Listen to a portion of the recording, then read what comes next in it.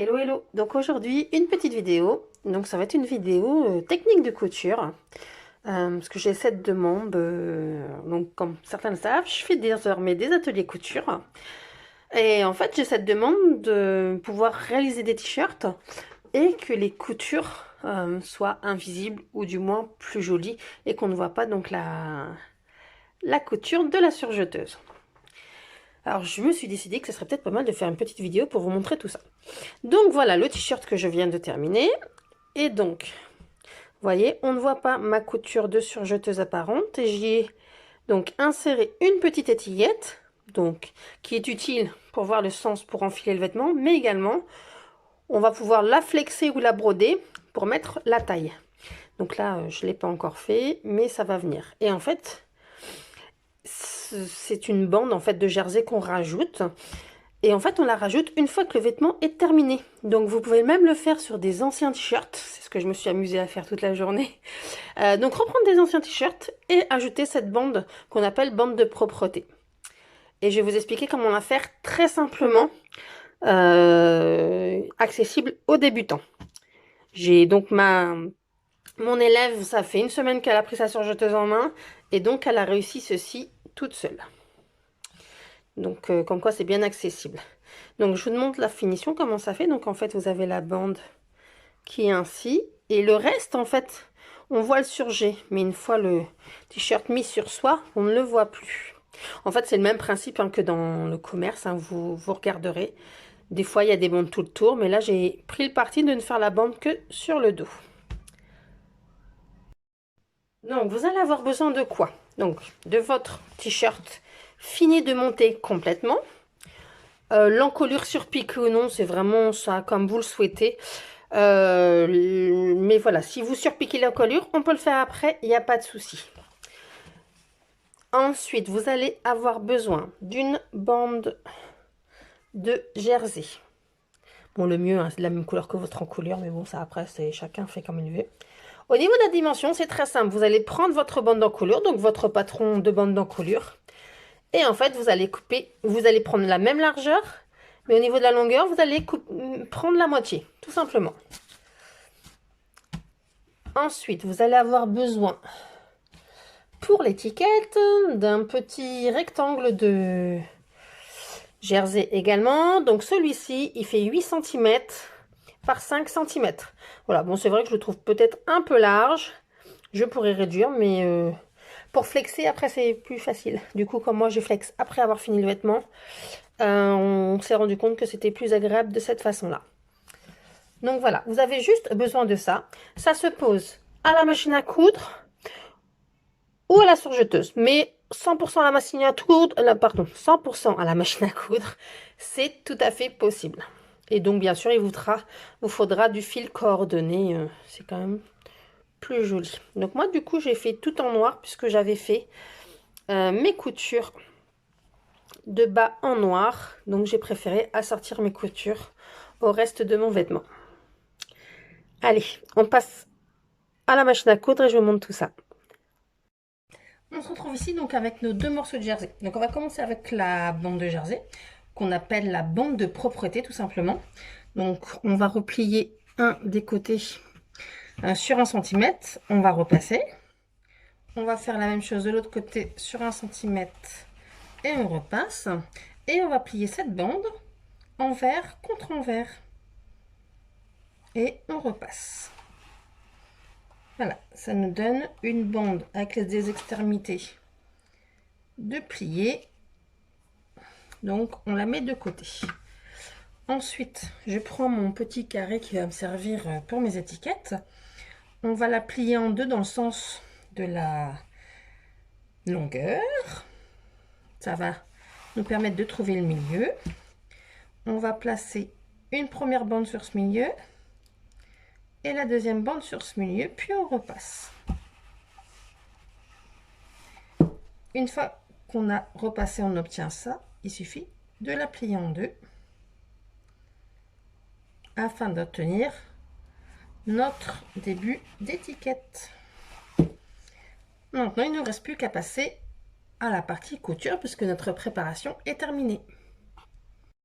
Alors, on va déjà commencer par une petite préparation. Pour les débutantes, déjà, c'est plus simple. Et puis, même moi, on pourrait le faire en une fois, cette pause. Mais moi, même moi, je préfère la faire en 2 fois. C'est toujours plus propre. Et puis, ça permet aussi que si vous avez un vêtement que vous avez fait il y a très longtemps, vous pouvez rajouter un billet de cette façon. Donc, vous prenez votre petit morceau de billet que vous avez fini. Vous le pliez en 2 afin d'en trouver son milieu. Puis on y pose une petite épingle. Voilà, donc là j'ai le milieu de mon billet. Je prends mon vêtement que j'ai retourné sur l'envers et vous en trouvez le milieu dos. Moi je couds en fait mon encolure par le milieu dos. Comme ça c'est plus facile pour la suite pour me repérer. Après si vous le faites sur le côté comme la plupart des personnes, il n'y a pas de souci, il suffit de mesurer et de prendre le milieu dos. Voilà, donc vous avez votre dos, votre encolure, vos 2 manches. Là, c'est un raglan, mais après, ça marche pour n'importe quel t-shirt. Vous prenez votre bande de jersey. En fait, il faut que votre encolure soit vers vous. Après, ça dépend de la façon que vous faites, voilà. Mais vous avez votre dos, votre encolure, votre surjet que vous avez fait. Vous prenez votre biais, le milieu que vous avez noté, et vous le placez de cette façon sur le milieu de votre encolure ou de votre dos. Et on met une épingle. Ensuite, vous suivez la ligne de courbe de votre encolure en étirant un petit peu. C'est du jersey, donc ça ne pose pas de souci. Et vous venez épingler au début. Vous faites la même chose de l'autre côté. On pourrait très bien, par exemple sur un t-shirt, bon là c'est un raglan, donc normalement mon bord de biais, ça doit être le milieu de ma manche, d'accord? Si vous avez un t-shirt normal pas raglan, ça sera la couture de votre manche. Donc c'est sûr c'est plus facile de se repérer. Mais là ça correspond au milieu de la manche. Voilà. Donc là j'ai déjà posé mon biais. On va maintenant y poser l'étiquette pour en fait ne faire qu'une seule couture et que tout soit posé en une seule fois.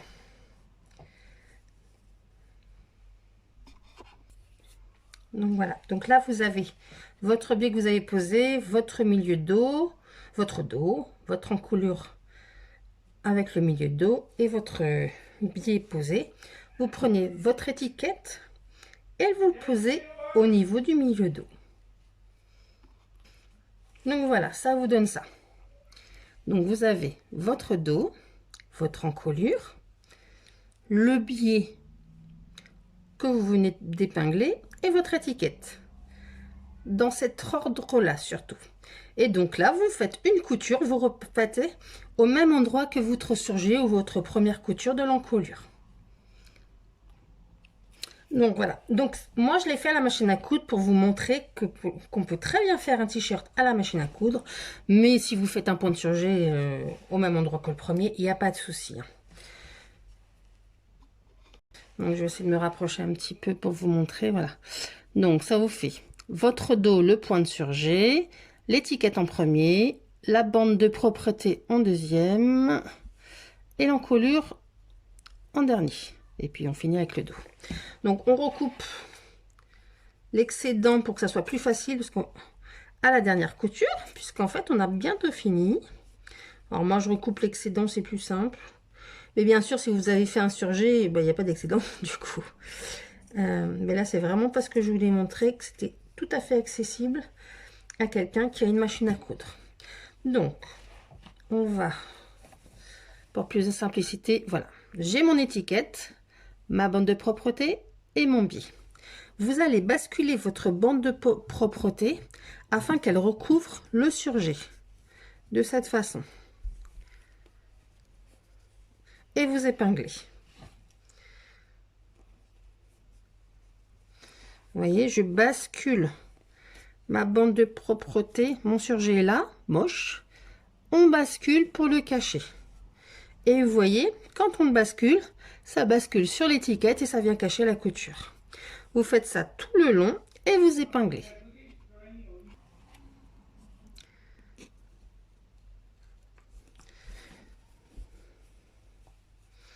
Donc c'est pour ça que c'est pas très nécessaire de faire un surjet. Comme le surjet est caché, on s'en fiche un petit peu du coup. C'est pour ça qu'à la machine à coudre, ça va très bien, c'est pas très grave. Et donc, je pose à la fin les pans. Et donc, la dernière couture, vous allez commencer ici et faire une couture le plus près, donc à 0,2, 0,3 du bord, tout le long, en commençant ici et en s'arrêtant de l'autre côté du biais. Et voilà ce que ça donne. Donc de plus près, ma couture pour maintenir les 3 épaisseurs. Et donc au dos, du coup comme là elle est assez ton sur ton, ça se voit pas. Je vais vous retourner le vêtement pour vous montrer. Donc bien sûr, les étiquettes, vous pouvez les flexer avant, c'est pas un souci. Moi, j'avoue que ça me pose pas de souci de le faire après. Donc voilà, quand on retourne le vêtement, ça nous fait une bande de propreté et on ne voit absolument pas en fait le biais jersey. On pourrait très bien en mettre une tout autour, mais j'avoue que je n'en vois pas l'intérêt puisque c'est des coutures qu'on ne voit pas. C'est juste cette couture là qui serait disgracieuse. Et c'est vrai que c'est beaucoup plus joli de cette façon. Donc voilà, vous voyez, après pour flexer, les étiquettes, elle est assez grande. Moi, je peux la mettre sur ma table à repasser avec mon petit fer et je peux flexer comme de cette façon. Mais après, vraiment, c'est des mesures que vous pouvez modifier à souhait. Donc je vous remonte, ça fait comme ça devant et derrière, ça fait comme ça. C'est vraiment très discret et on la voit vraiment pas une fois le vêtement porté. J'espère que ce petit tuto vous aura plu. À très bientôt.